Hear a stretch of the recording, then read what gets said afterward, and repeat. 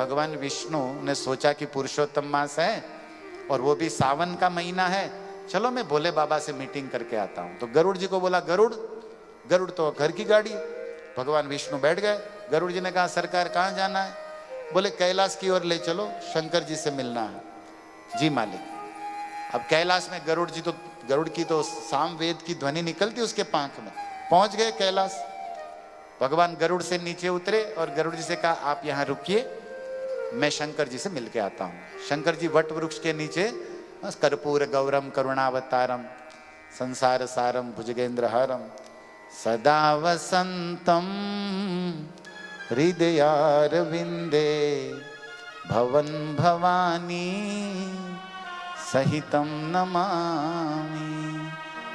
चांद जैसा उज्जवल कर्पूर जैसा शरीर, सर पर गंगा, नीलकंठ महादेव, द्वितीया का चांद जटा में सुशोभित हो रहा है। नमामीश मीशा निर्वाण रूपम विभो व्यापकम ब्रह्मवेद स्वरूपम निजम निर्गुणम निर्विकल्पम निरीहम चिदाकाशवासम भजेहम। बड़े प्यारे स्तोत्र है भोले बाबा के भी बहुत सारे। शंकर जी को देखकर भगवान श्री हरि विष्णु बड़े प्रसन्न हुए। भगवान शिव ने देखा कि ठाकुर जी आए हैं। अब नटराज ने देखा कि नटवर आया है। शिव जी को नटराज कहते हैं। त्रिपुरारी ने देखा कि मुरारी आया है। कृष्ण को मुरारी कहते, विष्णु को इनको त्रिपुरारी कहते। खड़े हो गए, दोनों प्रेम से गले मिले, अब बैठे। अब गरुड़ जी ने सोचा हम क्या करें, तो भाई गाड़ी तो पार्किंग में ही जाएगी ना, तो वहां नंदीश्वर बैल खड़ा रहता है, भगवान शिव की गाड़ी। गरुड़ जी वहीं पर बाजू में। बोले स्वामी स्वामी से मिले तो सेवक सेवक से मिलेगा, अपना अपना पोजीशन होता है। लेकिन गरुड़ जी को लगा कि चलो भाई मैं गाड़ी मतलब नंदी बैल के पास जाऊं, उसके पहले एक बार भोले बाबा की झलक दर्शन तो कर लो दूर से। डिस्टर्ब तो नहीं करेंगे बड़े लोगों को, लेकिन दूर से जरा देख ले। तो जैसे ही शंकर जी को देखा गरुड़ जी ने, तो शंकर जी ने भी गरुड़ जी को देखा। दोनों ने आंखें चार हुई, क्योंकि भगवान का वाहन है, महान व्यक्ति है गरुड़। अब गरुड़ जी को देख के शंकर के गले में जो सर्प था, आप जानते हैं ना शिव जी का नेकलेस कौन सा है? एनाकोंडा, स्मॉल कोबरा, वही पहनते हो।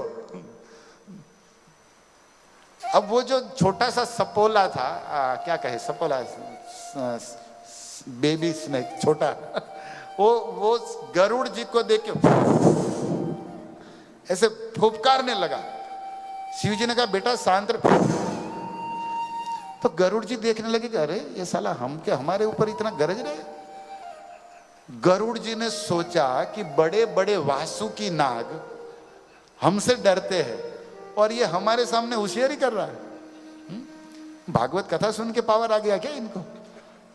डर नहीं लग रहा है, क्योंकि जानते हैं ना गरुड़ जी का ब्रेकफास्ट है ये। कोई गरुड़ जी क्या खाते हैं? गरुड़ जी सर्प खाते हैं। कालिया नाग भी इनसे डरता है। बड़े बड़े नाग गरुड़ जी से डरते हैं, और ये सपोला कर रहा है। तो गरुड़ जी ने कहा बेटा गरज ले, तेरे दिन है, अभी तेरा समय अच्छा चल रहा है। क्यों? ये तेरा बल नहीं है, ये शंकर जी के गले का बल है। तू नीचे होता ना तो तेरा आधार कार्ड पासपोर्ट कैंसिल कर देता मैं। ये लास्ट दिन होता तेरी जिंदगी का, लेकिन अब मैं कुछ नहीं कर सकता। क्यों? क्योंकि तू शंकर के गले में बैठा है। तो ये गरुड़ जी का कुछ भी कर नहीं पाए। माफ कर दे बेटा, बाद में मिलेंगे, कभी अकेला मिल, वाड़ा में मिल, तेरे को बताता हूं, गोविंदा के बाहर आसपास हम मिलेंगे तुमको, लेकिन अभी तो मैं कुछ कर नहीं सकता। गरुड़ जी चले गए। तो हमारे संतों ने इस पर श्लोक लिख दिया, कंठे स्थितो गर्जसी शंकरस्य। ये गरुड़ जी ने कहा कि ये बल शंकर का है।